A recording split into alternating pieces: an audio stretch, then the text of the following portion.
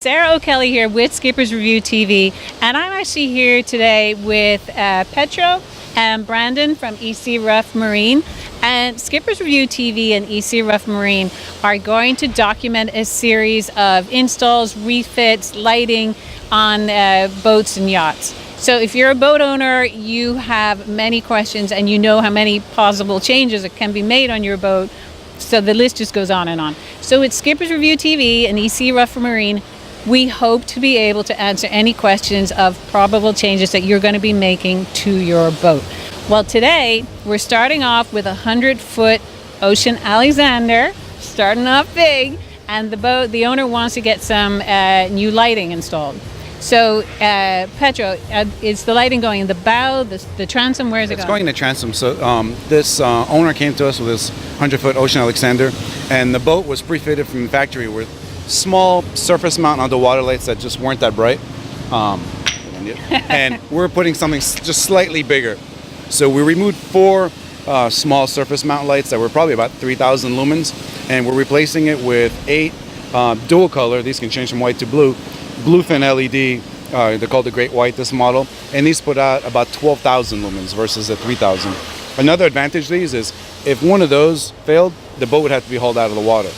With these, if a light fails, they can just simply change it from inside the engine room, so they don't have to haul it ever again. Or in the future, if they want to change the color to green or different, they can just change the guts from inside. They never have to haul the boat again. And I'll pass this off to Brendan. He can explain to you how these go on. And now what I'm going to do is show you how we install the lights with 5200 sealant.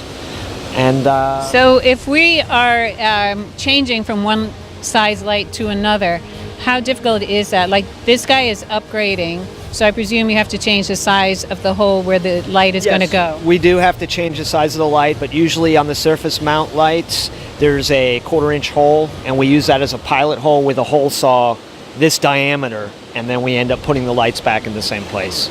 Is there a possibility that you could misread the size of the hole and we could have a little bit of leakage? It's possible, but I've been doing this for so long that I'm pretty good at it. So, does it make a difference what the hull is made of? Fiberglass, metal, wood?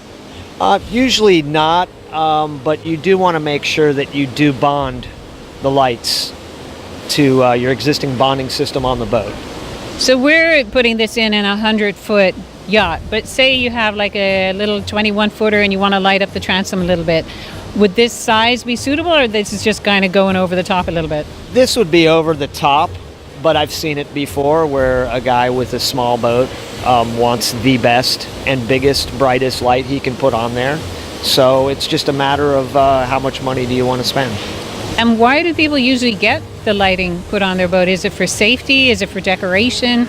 It's mainly for decoration. At night you get a lot of bottom fish and stuff that come up to the light for feeding, but it's all for looks. Petro, how much is it? Something like this starts about $1,500 for a single color, and it goes up for dual color, or we do have them in full color changing. So you can actually use a phone or an app to change purples, greens, make them strobe, flash, and so on. So the price is from $1,500 to $2,500. How many is this boat owner getting on his boat? 8, I believe. Yeah.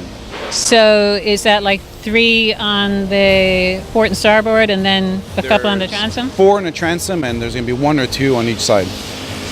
Okay, so now Brandon's going to show us how this gets installed.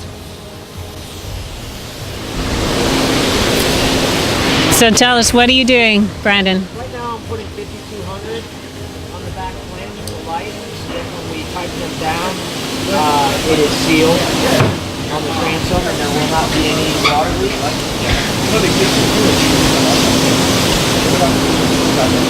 So when you say 5200, what's that? 5200? It's a below the water line sealant that we use. It's used commonly in the marine industry. So now it's the handoff, I guess. So where are you going, Tito?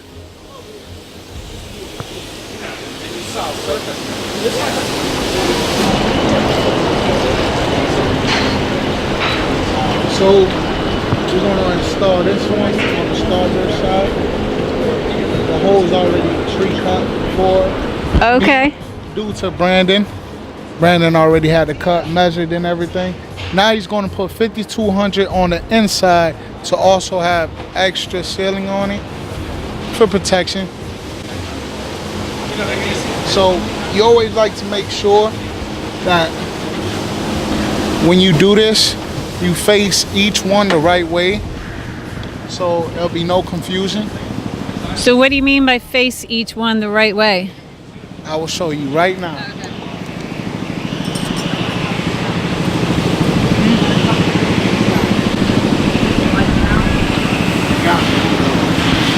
So before we put this light, we noticed there was something in our way, so we're gonna have to remove it.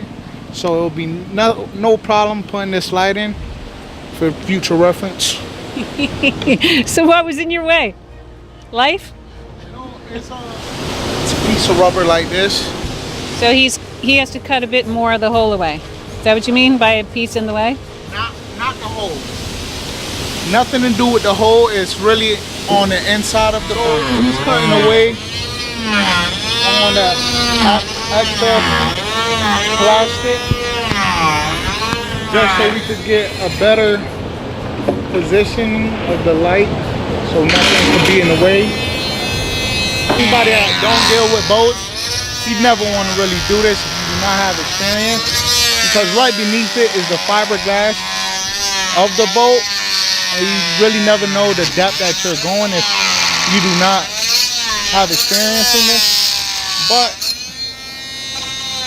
Brandon has over 20 years of experience. That's why he's one of the best. How do I know which way is the right way? You always look for the label. You always want the label to stick perfectly as if you're reading a book. Reason for the coloration of the light is the same way all the way around. You got blue on the top, yellow on the bottom. So you never want to have blue on the top, yellow on the bottom, and put it the wrong way. Then you have yellow on top, blue on the bottom, lighten the look wrong. So now we're passing it to Brandon.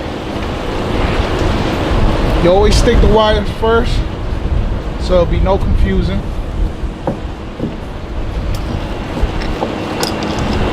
It was already dry fitted, so we know that it will fit perfectly.